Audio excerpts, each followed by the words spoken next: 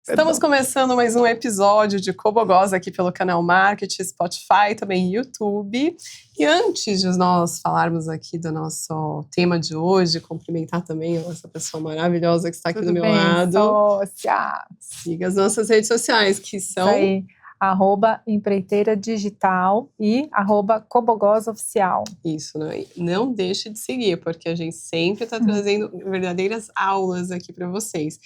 E hoje a gente vai falar de um tema que a gente gosta demais. A gente vai falar sobre inteligência artificial, sobre metacognição também, e o impacto, principalmente o impacto da inteligência artificial no trabalho e na nossa vida. E para falar deste tema, a gente está aqui com uma convidada muito especial, que é a Constanza Rúmel. A Constanza é CEO da Building 8, empresa especializada em aprendizagem corporativa e desenvolvimento de lideranças. Ao longo da trajetória dela, ela tem se dedicado a estudar como organizações podem desenvolver competências humanas em um cenário cada vez mais tecnológico. Seja muito bem-vinda, Constanza. Obrigada. É um prazer tê-la aqui com a gente. Eu que agradeço, gente. Bom, somos delícia. apaixonadas pelo conteúdo que você compartilha, pelas suas colunas lá no Educação 21, né? E tem muita coisa aqui boa para você trazer hoje aqui para nossa audiência. Compartilhar. E acho que seria legal, né, começar você contando um pouquinho da sua história, sua trajetória, como que surgiu, né, a educação, a questão mais desse olhar, né, corporativo, dos treinamentos dentro da sua vida. sim. Conta um pouquinho. Bom, primeiro, pra gente. obrigada, né? Uma delícia estar aqui com vocês. Já apaixonada, já quando fui convidada, fui dar uma estudada e tal, já fiquei muito apaixonada, então muito honrada pelo convite. Eu comecei minha carreira trabalhando com saúde, eu sou farmacêutica e bióloga, sou nascida em Santos e comecei minha carreira trabalhando em hospitais, né? Depois de uma etapa assim, muito boa, né, e aprendi muito trabalhando com saúde, eu acabei indo para a indústria farmacêutica. E trabalhei em 2 grandes empresas, um pouco na Roche e depois na Novartis, sempre em posições de marketing, vendas e educação, né? Quando eu saí do hospital e fui para a indústria farmacêutica, eu descobri que tinha uma área de treinamento e desenvolvimento, assim, e que tinha tudo a ver comigo. Eu já era professora da faculdade, eu dei aula há muitos anos na Faculdade de Farmácia de Santos, na Unisantos, e eu sempre fui muito envolvida com a educação, de uma forma até mais formal, mas quando eu descobri que dava para trabalhar com educação no trabalho, assim, sei lá, como se Deus tivesse feito luz, porque eu achei muito interessante trabalhar dessa perspectiva. E depois da Novartis, eu fui trabalhar com varejo, que eu amo também, que é trabalhar na Diageo com Johnny Walker, Smirnoff, né? Marcas desse tipo. Também lá com desenvolvimento, um pouco mais amplo e tal, mas com desenvolvimento. E há 12 anos atrás, dentro sempre dessa minha inquietude com a questão da educação dentro das organizações, eu acabei fundando a Building 8, que hoje tem 13 anos já de vida, né? Sempre com o objetivo de transformar as pessoas dessa organização, ajudar a organização, né? Na verdade, a gente não resolve tudo, mas a gente ajuda as organizações a transformarem seus times, suas pessoas em vantagem competitiva. Que eu acho que tem muito a ver com esse momento, né? Porque produto você copia com uma certa facilidade, serviço você copia com uma certa facilidade, até ideias, né? Você tem uma ideia, daqui a pouco já tem alguém fazendo a ideia que você teve. Mas pessoal, é muito difícil copiar. Às vezes você demora uma vida inteira, né, para formar aquela pessoa, para aculturar aquela pessoa. Então, assim, eu acho de fato que uma área efetiva, né, eficiente de educação dentro de uma organização, se for pequena, se for grande, não importa, tem esse potencial de transformar essa organização numa coisa muito maior, né? Então, é isso que me chama e é para isso que eu vivo, na verdade. Muito bom, Constança. Nossa, E você falou algo agora que é que pessoas é muito difícil de serem copiadas. E aí, já entrando um pouco no nosso tema de inteligência artificial também, você vê que a inteligência artificial vai copiar as competências das pessoas? Nossa, que perguntinha, né? Tava fora do script. Não, tudo bem, não precisa ter, não, sem script, né? Até mais gostoso sem script. Eu acho que sim e não, né? Eu acho que tem algumas competências, sim, que a inteligência artificial, ela pode substituir, vai substituir, já está substituindo, por exemplo, a parte analítica, né? Que às vezes a gente demoraria tanto, né? Para analisar várias planilhas, conectar os dados, né? Eu sempre falo que o dado pelo dado não é nada, é a conexão deles que faz a diferença, né? Então a parte de analítica, sim, né? Mas a tradução da análise em insight, a tradução da análise em outras coisas, eu acho que ainda não. Eu acho que a inteligência artificial, ela tem esse poder de trazer eficiência, então ela agiliza as coisas, e substitui, às vezes, por exemplo, você tem fatos separados que você sabe e que você não está conseguindo juntar, então ela pode juntar esses dados numa narrativa específica. Eu acho que isso é uma coisa que todo mundo aqui usa bastante, né? Juntar esses dados, formar uma narrativa melhor, às vezes te ajudar a colocar no lugar do outro, apesar das pessoas falarem, empatia é humana. Sim, mas a inteligência artificial pode nos ajudar. Se a gente cria uma persona, né, com uma característica que não é a sua, e pede para a inteligência artificial assumir essa persona e te ajudar nessa relação, é uma forma também. Então, acho que tem competências que sim. Tem outras coisas que não. Então, por exemplo, julgamentos.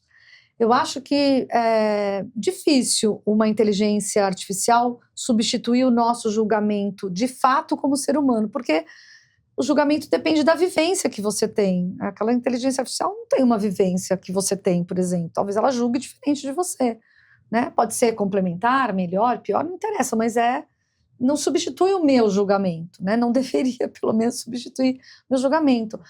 A inteligência artificial não lê as entrelinhas, ela lê código, ela lê previsibilidade de depois do A vir o B. Não lê linhas, ela não lê as entrelinhas, ela não vê a sobrancelha arqueando meio milímetro, por exemplo. Eu sou de vendas, né? Você também, né? Também.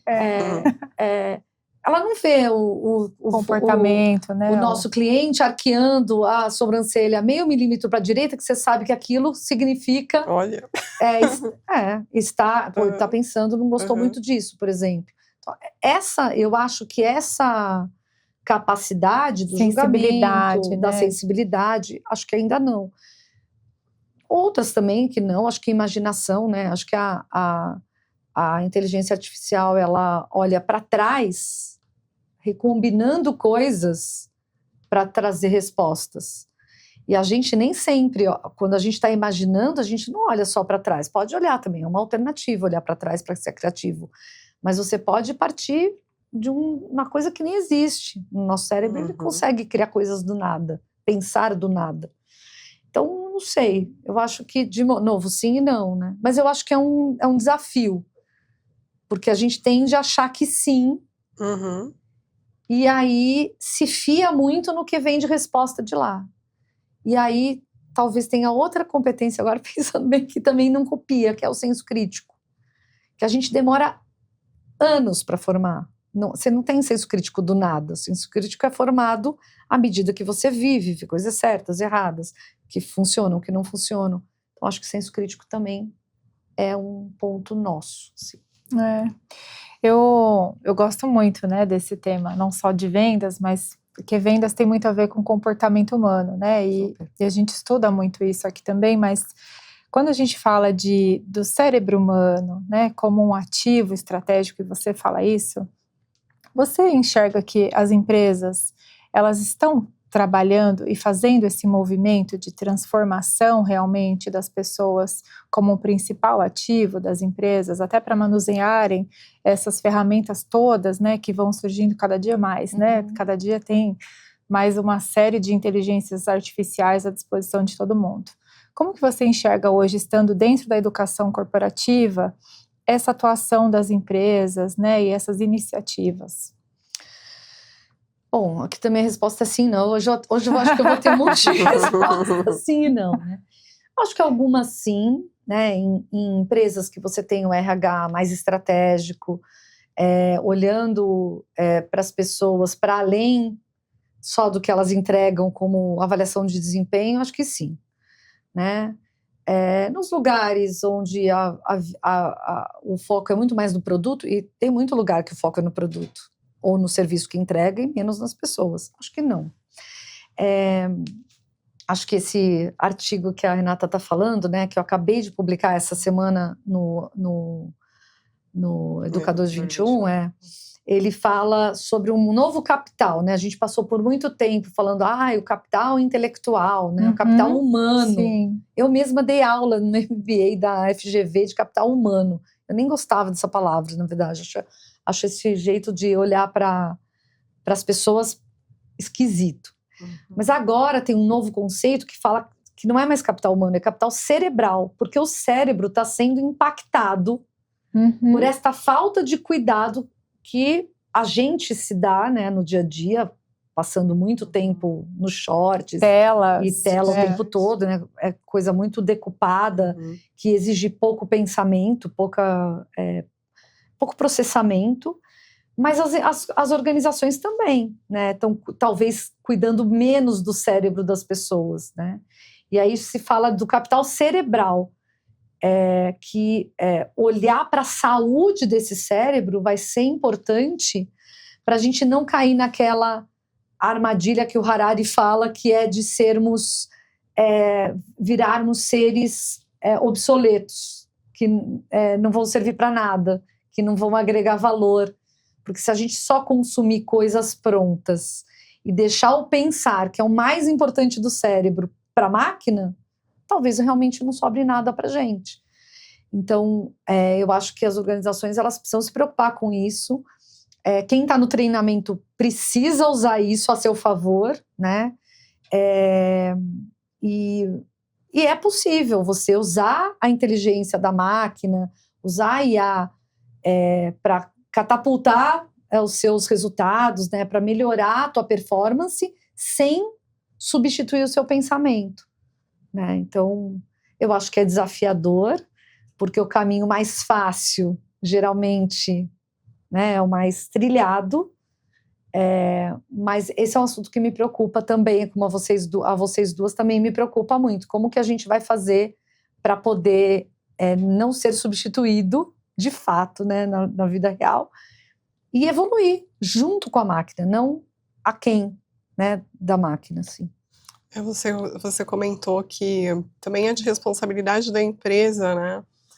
Trabalhar esse capital cerebral dos colaboradores. Sim. Como que você vê isso acontecendo na prática, dentro das organizações? Acho que, especialmente, assim, a gente vai viver esse ano o boom da NR1, né? Que fala, né, de vários... Essa semana a gente teve uma aula de NR1 na Building, foi maravilhoso, assim, eu mergulhei nesse assunto, que é uma forma de cuidar do cérebro das pessoas, né? Lá não fala diretamente disso, até fala um pouco, mas de cuidar do cérebro das pessoas por meio dessas 10 regras, né? Desses 10 recomendações, né? Cuidados que a organização tem que ter, né? Então, desde, por exemplo, você cuidar das relações entre líder e liderado, né? Para que elas sejam relações saudáveis, não uma relação de medo, para que seja uma relação criativa, ou seja,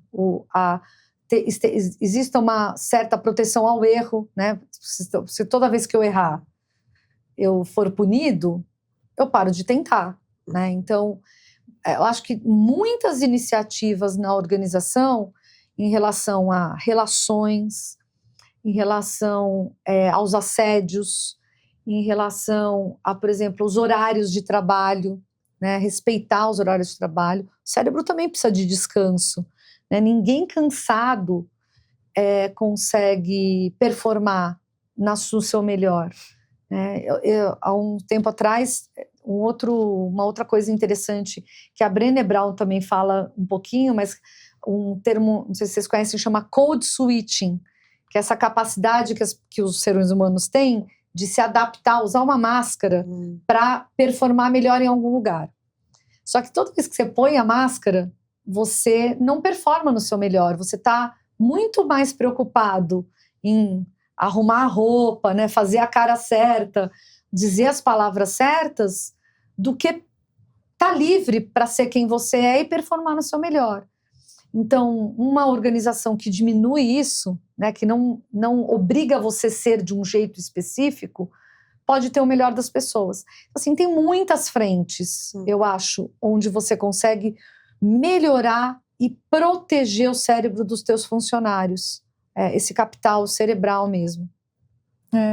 Ainda dentro desse contexto, Constanza, tem muitos estudos, né, que falam sobre a exaustão do cérebro correlacionado com a tomada de decisões, né, muitos líderes estafados, né, pessoas que inclusive tomam remédios, né, a gente falou disso em alguns momentos aqui também, para buscar essa performance, né, essa alta performance, enfim. O que você tem percebido, né, dentro do comportamento e que vocês inclusive proporcionam, né, por meio das atividades, né, da empresa, esse trabalho? Como que vocês desdobram isso efetivamente, né? E o que você percebe de real impacto dentro desse comportamento em relação às decisões, né? Se realmente vocês enxergam quando chegam num ambiente, numa empresa, ou até para aplicar um treinamento, se vocês conseguem perceber essa diferença. Sim, acho que bastante, né? Acho que tem muitos fatores, né? Acho que tem muita gente doente nas organizações, não só nas organizações, né? Em vários lugares, mas tem muita gente doente. E isso, eu acho que essa doença, ela é provocada por muitos fatores também, né? Eu não consigo dizer, assim, os principais fatores, mas alguns deles são metas inalcançáveis, né? Uma pressão desmedida, ainda muito comando e controle, pouca autonomia. Você tem muito comando e controle, essa coisa do ser mandado, né? E eu acho que nas gerações mais novas, isso funciona pouco, então as pessoas acabam pedindo demissão, o que traz mais pressão, né? Se a gente está falando, por exemplo, de um setor onde é pessoa dependente, né? Quanto mais gente sai, pior fica, o resultado vai indo para trás. Eu acho que essa relação de comando e controle, às vezes, ela traz um abuso do comando e controle, do poder, que também faz mal para as pessoas, né? E sim, é nítido perceber, porque na Building Aid, especialmente, todos os nossos projetos passam por uma imersão de vários níveis, às vezes muito profunda, dependendo do que a gente precisa, e às vezes um pouco mais rasa. Mas nessas entrevistas que a gente faz, né, no mergulho dos materiais, entendendo a cultura, a gente percebe onde estão os problemas. O que acontece é que muitas vezes a gente não é chamado para corrigir este problema, a gente é chamado para dar um treinamento. Então, o que a gente pode fazer, né? Nas devolutivas do diagnóstico, a gente traz essas coisas, esses pontos. Às vezes a gente não consegue resolver ali, mas a gente põe luz, a gente traz isso para resolver.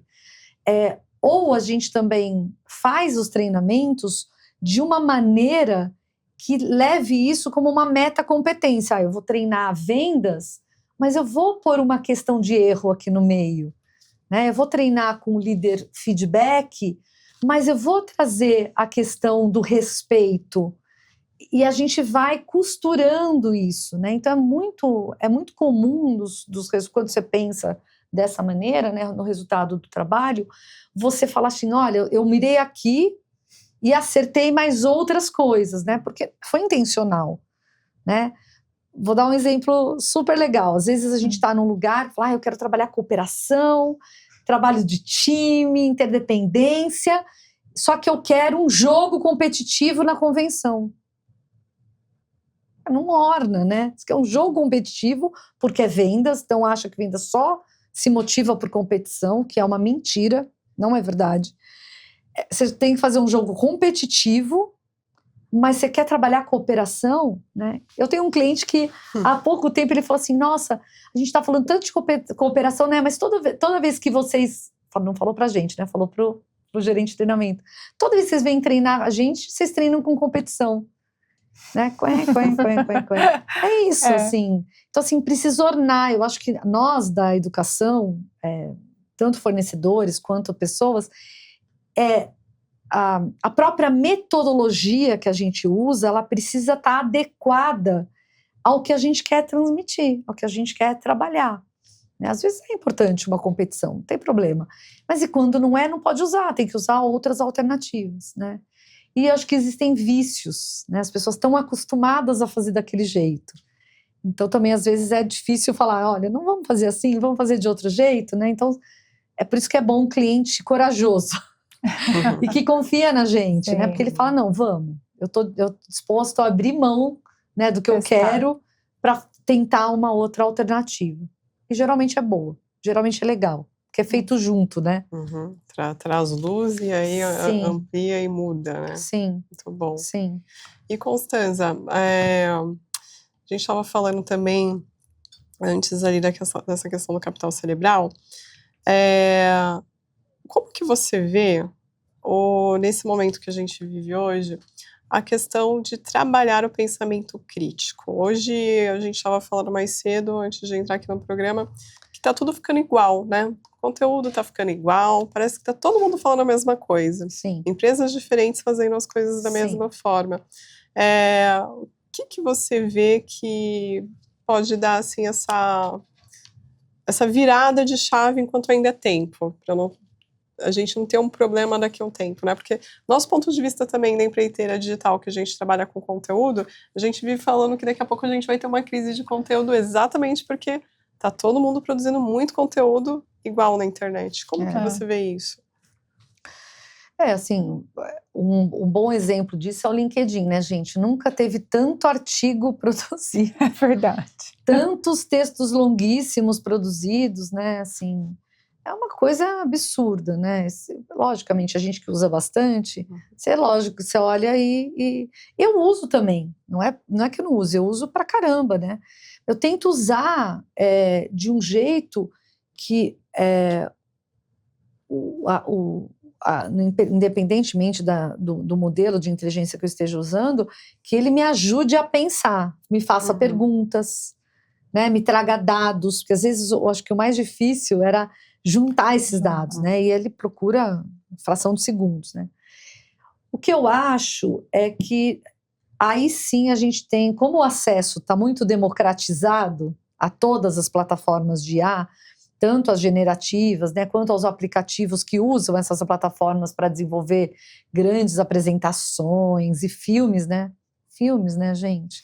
Filmes um gato perfeitos, né? Surfando uma onda no Havaí que vai encontrar, escreve lá o negócio surge como um pássaro, parece uma varinha de condão, né? O negócio surge.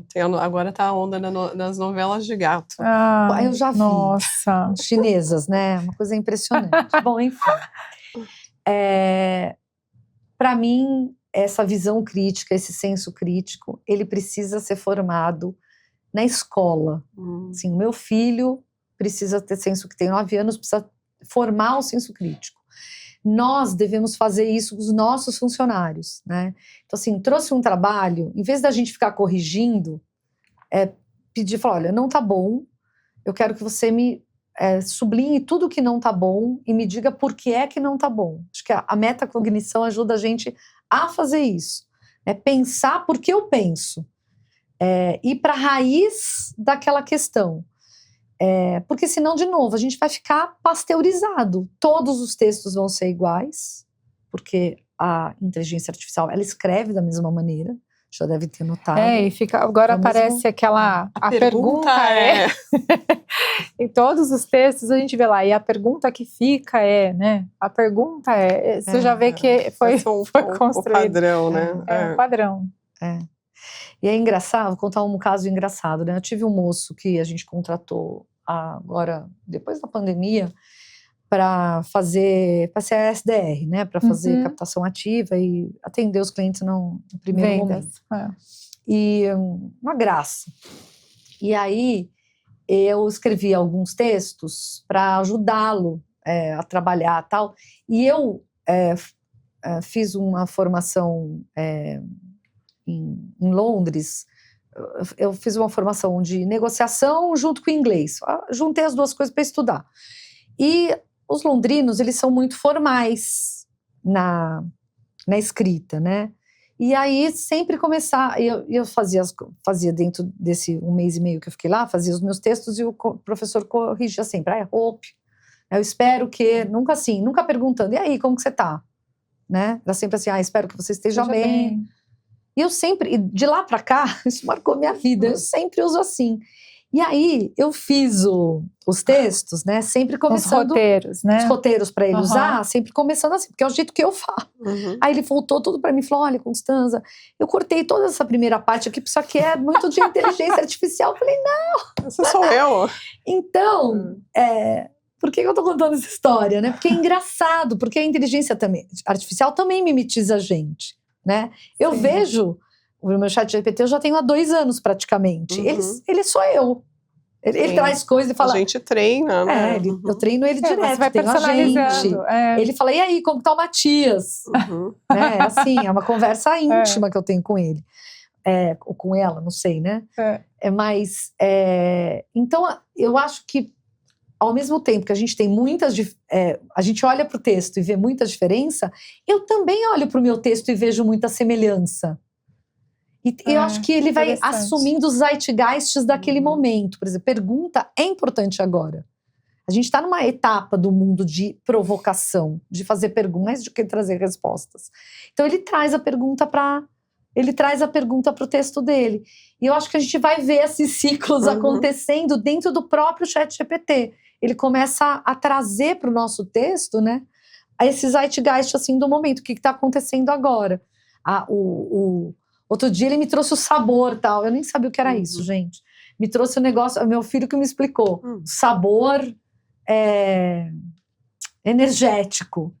Eu falei, gente, o que é isso aqui no texto, né? Fui olhar o que era, eu descobri. Bom, eu descobri tudo. Não vou fazer merchan aqui. Mas eu acho que é isso, assim. Ele vai personalizando. Ele vai personalizando as isso coisas. É legal. Mas dá para saber, né? E também tem que pensar em quando ele devolve, olha, modifiquei isso aqui, porque assim fica melhor. Tá, a gente tem que fazer o exercício, mas ficou melhor mesmo, né? É isso. Do que sair cortando, né? Então, e essa questão da pergunta eu provoco muito também, né, os produtores de conteúdo, assim, tá, eu não preciso repetir a frase, a pergunta o que eu substituiria? É isso. Né, para trazer uma reflexão, para trazer uma pergunta. Eu não preciso falar a pergunta eu posso deixar simplesmente a pergunta que eu quero fazer também para minha audiência, né? É por isso que eu acho que o senso crítico tem muito a ver. A metacognição ajuda muito no senso crítico, porque eu começo a pensar por que está assim? Que viés que está aqui? Né? Por que eu estou tomando essa decisão de novo? Que é aquela coisa também da gente sempre repetir o mesmo erro. Padrão. Tem alguma coisa aqui atrás que eu preciso olhar. O que está me fazendo escrever desse jeito? Ou deixar para a última hora, porque eu sei que a IA vai me ajudar e vai sair um texto razoável, mas está tudo razoável, então ele, na meiuca, né, ele fica ali flutuando no que está razoável. Talvez uma outra coisa que ajude no senso crítico é essa coisa, esse desejo de fazer uma coisa incrível, que eu acho que a gente não pode perder. Que é genuíno do ser humano. Eu acho, fazer uma melhor do que o seu concorrente, não no sentido de competição com o concorrente só, mas de você dormir e falar, cara, hoje eu fui melhor que ontem. Me superei, né? Hoje eu me superei, hoje eu trouxe uma coisa que assim, mesmo com a inteligência artificial, de novo, né? Eu não sou contra, porque eu uso Não, a gente, toda hora, nós somos assim, super O que eu estou a favor. dizendo, eu acho que vocês também, é dessa nossa preocupação disso não substituir, isso ser uma vantagem humana e não uma desvantagem humana. É que hoje é uma dependência, né? Então, a gente tem o exercício aí de desvincular também, até para ter tempo de fazer essa análise, a crítica, isso é essencial. Agora, Constanza, você como empreendedora, empresária, executiva, que já foi também do corporativo, o que você recomendaria, né? Olhando as empresas hoje, acho que é até legal você contextualizar dizendo o que mais as empresas buscam em relação a esses treinamentos ou essas qualificações, né, dentro das empresas. E se fosse, né, uma oportunidade aqui, né, como temos um espaço de você recomendar, o que você diria? Olha, se tiver que fazer um treinamento hoje, ou se tiver que fazer algum tipo de qualificação, capacitação nos times, comece por aqui, ou prioriza esse tema, que pode ser um pouco do que a gente falou até agora, mas também pode gerar algum outro insight para as pessoas aqui que nos acompanham. Tá, eu acho que, para mim, acho que o primeiro eu vou dar duas respostas, uma mais simples e uma mais complexa. Acho que vou começar pela complexa.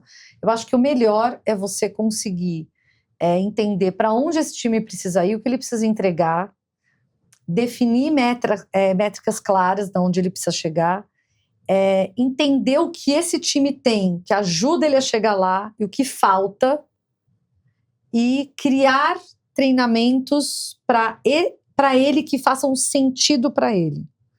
Eu não acredito em treinamentos que é para todo mundo. Massificados. Não acredito. Comprei várias vezes, sempre me dei mal.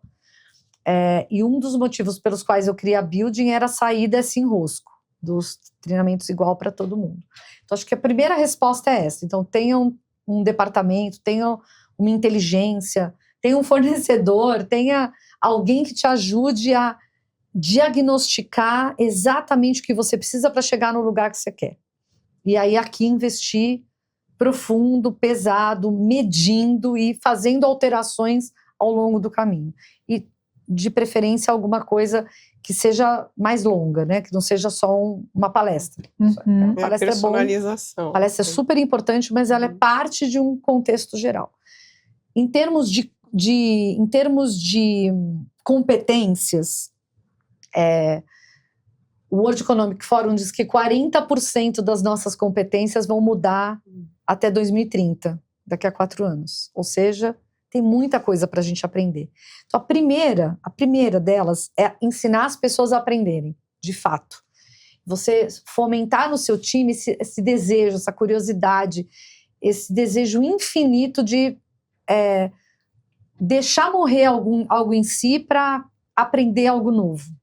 Isso é uma coisa que a gente pode cultivar no nosso time, né? Então, protegendo o erro, estimulando experimentações. Tem muitas coisas que a gente pode fazer que não depende de um fornecedor ou de um treinamento numa sala de aula. Visão, análise, visão crítica, senso crítico, ética, julgamento, inovação e criatividade. Acho que são todas essas competências que a gente não tem com a IA ou com machine learning ou com qualquer outra iniciativa, né? E uma coisa que eu acho muito importante, que tem me atraído muito para olhar, estudar e trazer também para a educação, é essa capacidade que a gente tem no trabalho de fazer coisas juntos, em conexão, juntar áreas, juntar pessoas para pensar, conectar ideias diferentes, né? Então, trabalhar o trabalho em time não como um team building, né? Às vezes precisa, mas o trabalho em time para gerar vantagem competitiva. Então, acho que investir nessas competências pode ajudar esse time a ir mais rápido, né? E não só na competência técnica, que às vezes essa pode até ser substituída, por exemplo. Eu tenho uma curiosidade, assim, que tem a ver também com essa questão da competência e o desenvolvimento dessa personalização, né, da aprendizagem também nas empresas que você estava falando. como que a empresa identifica, porque eu imagino, a gente tem vários perfis, né? Tem as grandes corporações, tem as médias, Sim, tem as lógico. pequenas, e todas precisam também ali de treinamentos. Como que a empresa, ela pode identificar o que tipo de conteúdo ela está precisando naquele momento para os funcionários? O que seria um indicador, por exemplo? Vixe, tem muitos indicadores, tá? Então, por exemplo, um bom indicador é o SAC, o Serviço de Atendimento ao Consumidor. Tá tendo muita reclamação de algum ponto específico? Ali tem alguma coisa, me diz, aparece uma É um sinalizador, sinalizador, né? Que ali tem um negócio. Um número caindo na organização, né? Então, um produto que está caindo de vendas, né? Um comportamento estranho de vendas. Algumas reclamações de compliance, alguma reclamação, por exemplo, um time que tinha tudo para funcionar, né? Uma área que tinha tudo para funcionar, mas não está decolando. Então, existem sinais fortes e sinais fracos. Os fortes geralmente são números, você consegue acompanhar em vendas, até bastante fácil fazer isso. Mas tem os comportamentais. Muita gente com ansiedade, uma área que tem lá 2, 3 com absenteísmo por depressão. Você começa a ler sinais. Os internos, né? A partir desses sinais... Não, tem outra coisa. Então, são os sinais. Outra coisa é você olhar para o lugar que essa empresa quer ir. A ambição desse lugar, né? Então, eu também começo a olhar e falo, nossa, será que a gente tem tudo que a gente precisa para chegar lá? A gente sabe tudo que precisa ou está no caminho de saber? A gente sabe fazer as coisas? A gente está com a atitude correta? Que é a base da competência, conhecimento, habilidade e atitude. Depois eu posso olhar para fora. O que meus concorrentes estão fazendo que eu não estou fazendo? Né? O que está surgindo de tendência que eu posso aproveitar? Então, tem muitas pistas. O gerente de treinamento, o gerente de RH, né, o próprio líder, ele é um maestro dessas pistas, se você for pensar. Ele vai coletando isso e ele coloca... Você falou hoje de manhã, né, no framework, ele pode ter um modelo, né, onde ele coloca essas coisas e fala, olha, tem tudo isso aqui que a gente precisa. Agora vamos priorizar, vamos começar por aqui, vamos construir esse ponto.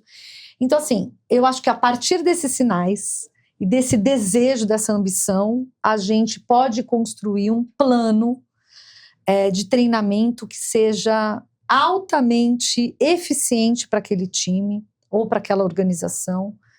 E quando bem executado e bem medido, porque às vezes a gente pensa, o papel aceita uma coisa, mas a vida real é outra, você vai acompanhando e vai ajustando.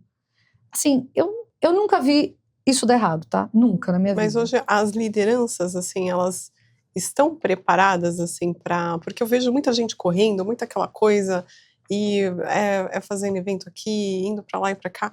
Elas têm esse olhar hoje, assim, de trazer, de valorizar a área de T&D, de trazer esses treinamentos? Como que você vê? De novo, eu vou, assim, algumas sim e outras não, né? Eu sempre falo que é um binômio, né?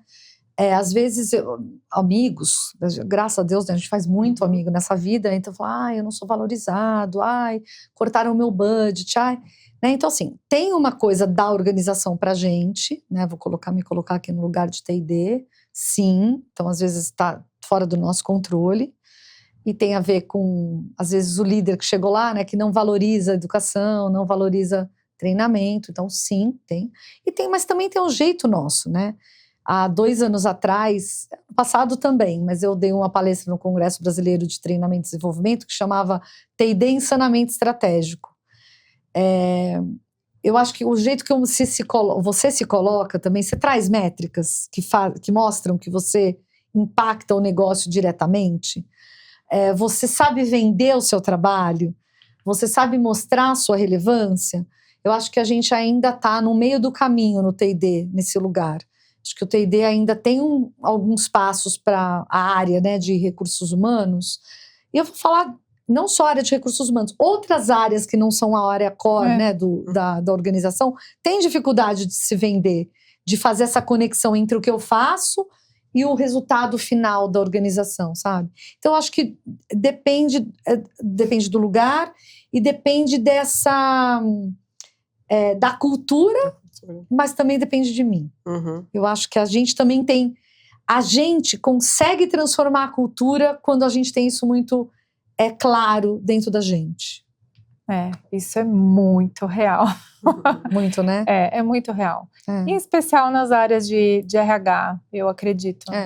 Esse viés mais na pessoa, né, no ser humano, enfim.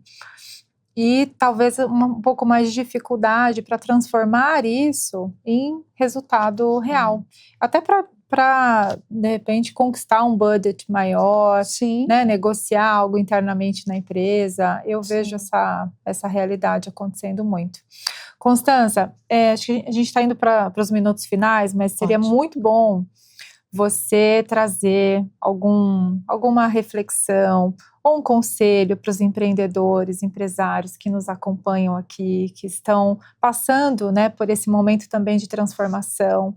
O que você diria para eles, né, nesse momento e também deixar os seus contatos aqui, né, de como eles te localizam, te encontram. Boa. Eu acho que a principal reflexão, né, tem que ser não só investir nas plataformas da IA, de IA ou na IA que vai comprar, adquirir, ou como se usa essa IA, né? Mas como que eu fortaleço o meu time, como eu desenvolvo o meu time. Eu já vou vender aqui meu jabazinho, não, tô brincando. É isso aí. Independentemente da building. Como é que eu desenvolvo e fortaleço o meu time e o seu cérebro, né, o cérebro desse time, para que ele use a IA como uma alavanca de fato, de eficiência, né, de pensamento estratégico, né, e não seja substituído pela IA. Porque, pensa, se a gente tiver um negócio substituído para IA, qualquer concorrente vai poder ter o mesmo negócio que o seu. Sim, e a gente não quer um negócio que é facilmente reproduzível. Se a gente tiver um negócio facilmente reproduzível, ele tem uma chance enorme de acabar, de extinguir. Então, a minha recomendação é: olhe para as plataformas de IA, olhe para o machine learning, olhe para a tecnologia, mas olhe também para o cérebro do seu time, para a saúde mental, para a saúde da conexão do seu time, para a saúde social dessa organização, que é outro termo também que eu estou encantada atualmente, para que a gente possa fazer o melhor uso da tecnologia e sustentar o nosso negócio, que eu acho que é o que a gente quer, né, como a empreiteira, como a Building 8, né, querem mudar o mundo, transformar o mundo de uma forma sustentável, né? Então, eu primeiro agradeço demais vocês, achei uma delícia ter conhecido o espaço, ter vindo aqui. Legal. Para conectar-se, né, com a Building 8, nosso site é building8.com.br. Para conectar comigo, Constanza Rummel no Instagram ou no LinkedIn. E vai ser um prazer, né, deixar aqui tanto a Building e a Constanza também, a mim mesma, como ponto de referência, se quiser trocar uma conversa, né, se quiser pedir algum estudo, alguma coisa do que a gente está fazendo, eu estou à disposição. Muito obrigada. Obrigada, Constanza. Espero que não seja a única conversa. Não, gente. Conversar mais, que foi uma delícia. Não tenha dúvida. Muito bom o tema e Obrigada. você tem muito a compartilhar, né? Então, muito obrigada pela presença, uma honra te receber. E eu espero que você tenha gostado desse bate-papo aqui com a Constanza. A gente aprendeu muito hoje aqui, não deixe de compartilhar com quem você vê que, né, pode aí expandir também essa consciência como nós, você aqui. E não deixe de seguir Empreiteira Digital lá no Instagram e também no LinkedIn e também o Como Eu Gosto Oficial. A gente te aguarda no próximo episódio. Isso aí, até mais.